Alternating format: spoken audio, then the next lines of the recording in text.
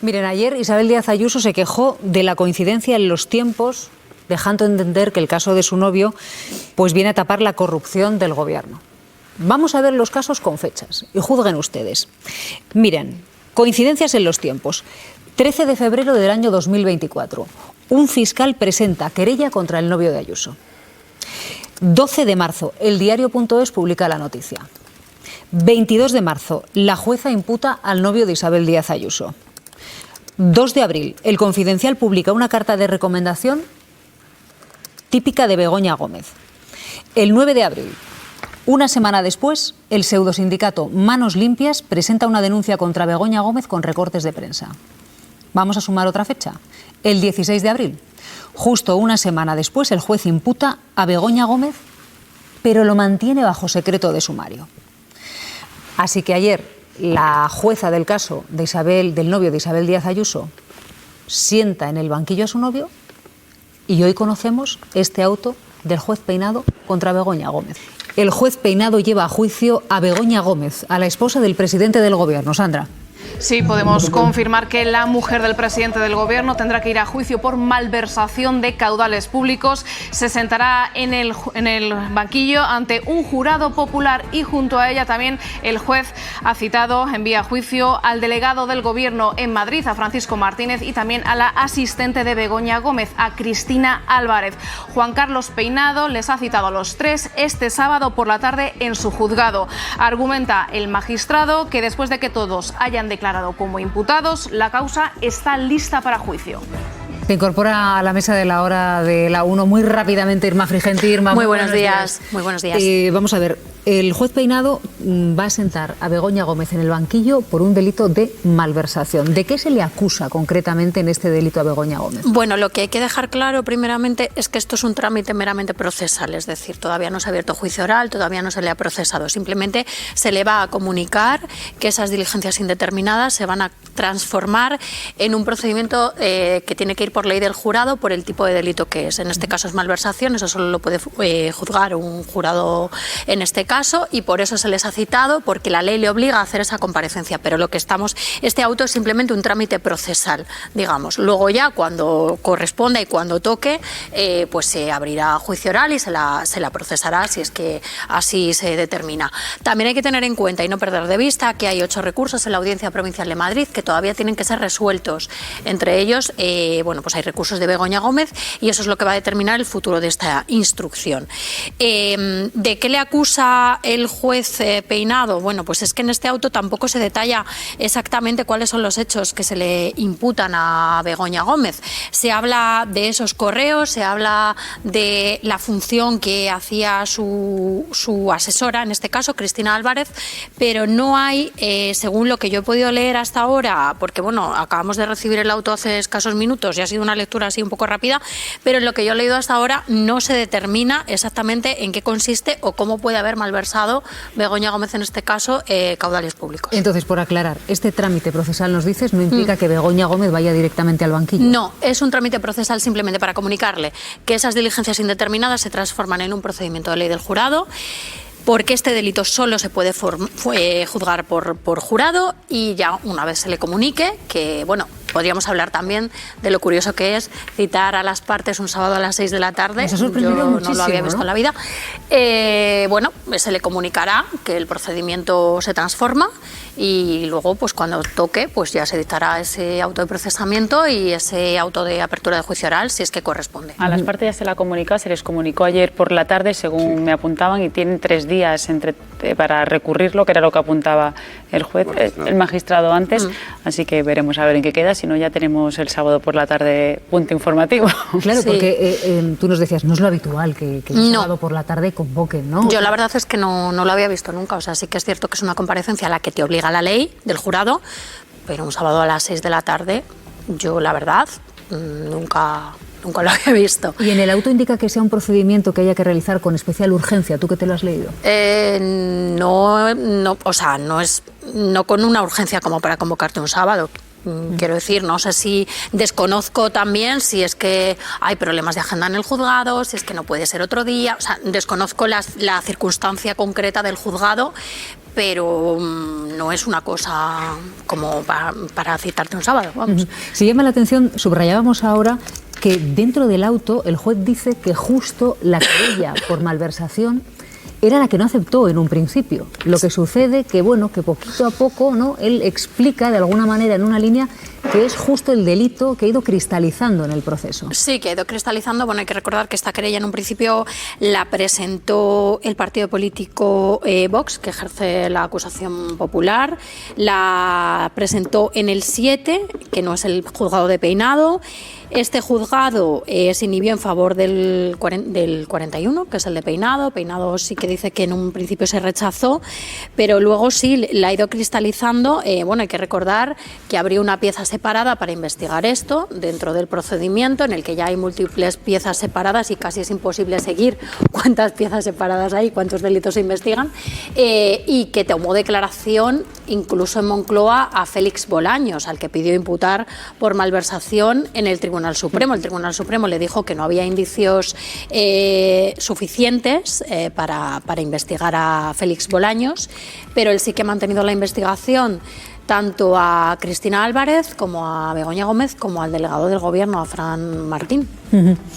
Pues claro, es que acabamos de conocer este auto que desde luego, Federico, nos ha dejado sorprendidos, así que el magistrado cita a las partes el sábado por la tarde. Sí. Y una de las cosas también que me llama la atención en el auto, que dice que las investigadas no han querido contestar a las preguntas que se les han hecho, y dice que las preguntas a las que contestó Begoña Gómez en el último interrogatorio a su abogado no se pueden tener en cuenta en sentido exculpatorio.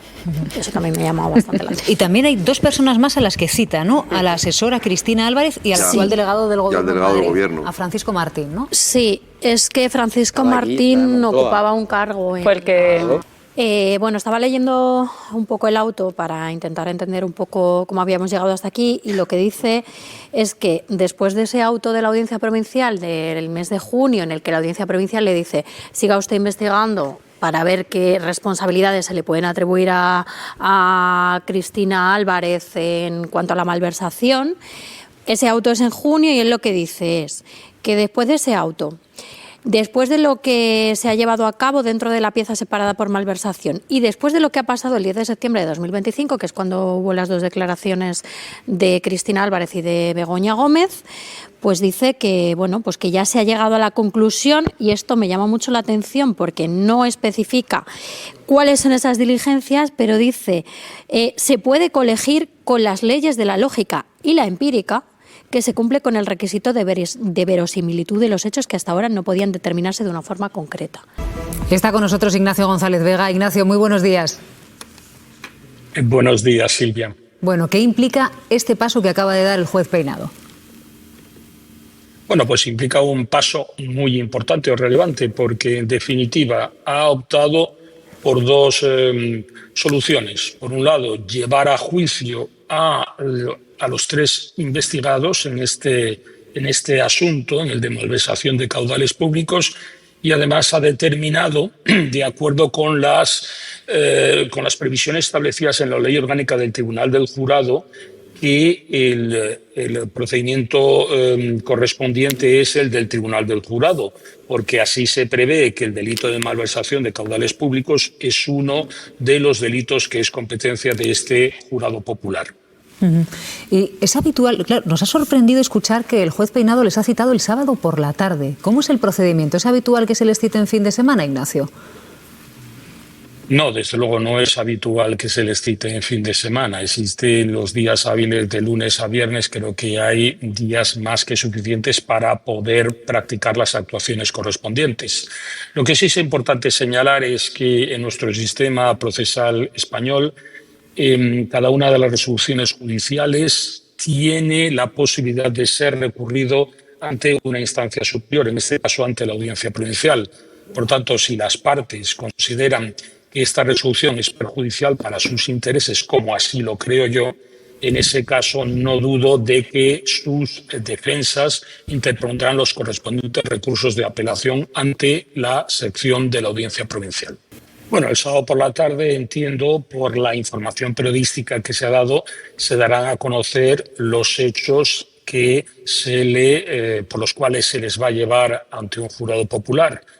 Los hechos porque, en definitiva, hasta ahora la tramitación de esta parte de las diligencias pues ha sido un delito de malversación de caudales públicos que, como recordamos, recientemente ha declarado la señora del presidente del gobierno en calidad de investigada y solo ha respondido a 4 preguntas que le formuló su defensa.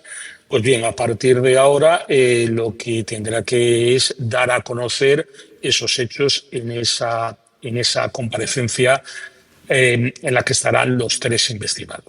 Ignacio, porque, claro, mira, te vamos a trasladar la duda. ¿Es solamente porque ha encontrado pruebas, supuestas pruebas de este delito, o porque puede juzgar el resto de delitos por separado? Bueno, realmente es difícil de explicar en esta instrucción que, como dice Federico, se ha iniciado por unos hechos concretos ante unas supuestas infracciones, pero a lo largo de la investigación he encontrado el tema de la malversación. Es verdad que la malversación tiene la característica de que es uno de los delitos que es competencia del Tribunal del Jurado, con lo cual eso no impide que, bueno, pues yo creo que no va a terminar el calvario. Es más, además, el llevarlo al Tribunal del Jurado no es terminar el calvario, sino entiendo que es empezar el calvario, ¿no?, de un juicio oral, porque hasta ahora era todo en fase de investigación. La duda que tengo yo es qué pasará con los otros delitos, si realmente va a sobreseerlos o no. Eso, claro, habría que preguntárselo directamente al juez de instrucción. Dice el propio auto, dice, este juzgado es consciente de que inicialmente se consideró que no procedía a trámite la querella por delito de malversación, que es por el que precisamente le va a sentar en el banquillo el juez Peinado. Lo que sucede, explica el magistrado, es que, claro, el objeto del proceso es de cristalización progresiva, dice. ¿Esto qué significa, Ignacio? A ver, vamos a ver si nos ayudas a desentrañar esto de que en un momento yo no la iba a juzgar, de hecho no admití la querella por malversación de caudales, pero oiga, avanzó el juicio, avanzó y fue cristalizando. Bueno, la verdad que hacer un comentario en tiempo real sobre una resolución judicial resulta difícil porque obviamente hay que leer toda la resolución judicial. Me imagino que la intención del redactor de esa resolución es decir que la investigación va avanzando y en base a las diligencias de investigación que se practiquen se pueden esclarecer los hechos y identificar a sus autores. Y eso permitirá que donde inicialmente haya simples conjeturas o sospechas, a partir de la investigación vaya avanzando, insisto, puede sí haber unos indicios racionales de criminalidad, que eso es lo que determine que dicte una resolución. Eso es lo que entiendo que querrá decir. Por lo que sea, son ese tipo de casualidades, llamémoslo, que suelen suceder y que pueden animar, por ejemplo, una sesión de control, ¿no? Tony, estamos viendo un montón de cosas que pensábamos que no íbamos a ver, pero mira, todas juntas en una misma semana. Sí, lo decías bien, estamos viendo cosas que no habíamos visto nunca, cosas veredes, amigo Sancho, pero sí que es verdad que abren la puerta que puedan pasar o seguir pasando en el futuro. Este caso con Begoña Gómez no es cualquier cosa, y no es cualquier cosa porque todos sabemos que esto no es un proceso judicial al uso, tiene consecuencias políticas evidentes, las está teniendo. No sabemos cómo acabará la resolución judicial finalmente, la sentencia, pero camino de esa sentencia se habrá estirado pues un proceso que habrá tenido consecuencias importantes en la política española y en el gobierno de España de turno. Entonces, yo creo que ahí es interesante que lo decía respecto a esto del sábado, ¿no? Es decir, estamos viendo cosas que no habíamos visto nunca o que no son habituales, pero como mínimo podemos por lo que transmitís vosotros, los especialistas en tribunales, etcétera, tildar de singular, ¿no?, lo que está llevando a cabo este magistrado. Y una mirada desde el punto de vista de una parte de la ciudadanía quizás se queda atónita porque seguramente eso sea así, pero que no acabe teniendo consecuencias, acabe como acabe el proceso judicial. Por ejemplo, si se exonera a Begoña Gómez de cualquier responsabilidad o si acaba en algo anecdótico en cuanto a una condena que mucha gente observará que es fruto de una persecución, que no se había fijado el foco en estas características con antiguas parejas de presidentes del gobierno de España, o que digamos lo que ha podido implicar una mala praxis sea pues eso, también anecdótico o singular. Pero bueno, si eso acaba en nada, finalmente las consecuencias que una parte de la ciudadanía puede creer que tendrá sobre el juez Peinado pues son bastante nulas, es decir, porque es algo que ya hemos visto en otros casos, ¿no? Y por tanto yo creo que es peligroso, sobre todo porque fija una línea que no se había traspasado hasta hace poco, que es eso de ir también a por el entorno de un responsable político, al entorno más íntimo de un responsable político, por su pareja, al más alto nivel, un presidente del gobierno. Eso va a condicionar lo que venga después. Confío, porque no será solo que se pone la lupa solo sobre unos, y por tanto también eso será parte de la complejidad de lo que tenga que juzgar este jurado. Es obvio que el juicio paralelo se ha realizado ya. Hay una mediatización de este proceso impresionante y una polarización evidente, y para muchísima gente Begoña Gómez, haga lo que haga, va a ser culpable siempre. Para otros será inocente siempre, pero esa composición de jurado querría verla, o la quiero ver en su día, y cómo va a poder juzgar abstrayéndose de lo que ha sido un juicio paralelo y social evidente, ¿no?, político incluso. Miren, ayer Isabel Díaz Ayuso se quejó de la coincidencia en los tiempos, dejando entender que el caso de su novio pues viene a tapar la corrupción del gobierno. Vamos a ver los casos con fechas y juzguen ustedes. Miren, coincidencias en los tiempos. 13 de febrero del año 2024. Un fiscal presenta querella contra el novio de Ayuso. 12 de marzo, el diario.es publica la noticia. 22 de marzo, la jueza imputa al novio de Isabel Díaz Ayuso. 2 de abril, El Confidencial publica una carta de recomendación típica de Begoña Gómez. El 9 de abril, una semana después, el pseudosindicato Manos Limpias presenta una denuncia contra Begoña Gómez con recortes de prensa. Vamos a sumar otra fecha, el 16 de abril.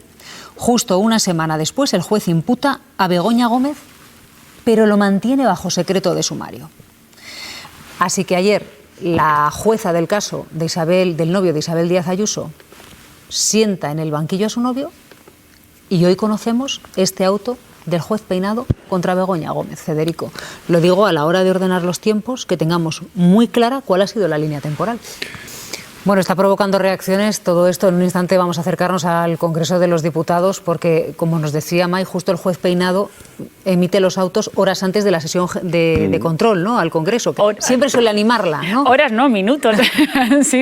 ha sido casi justo cuando iba a empezar, cuando de repente ha estallado y estábamos con los dos frentes abiertos.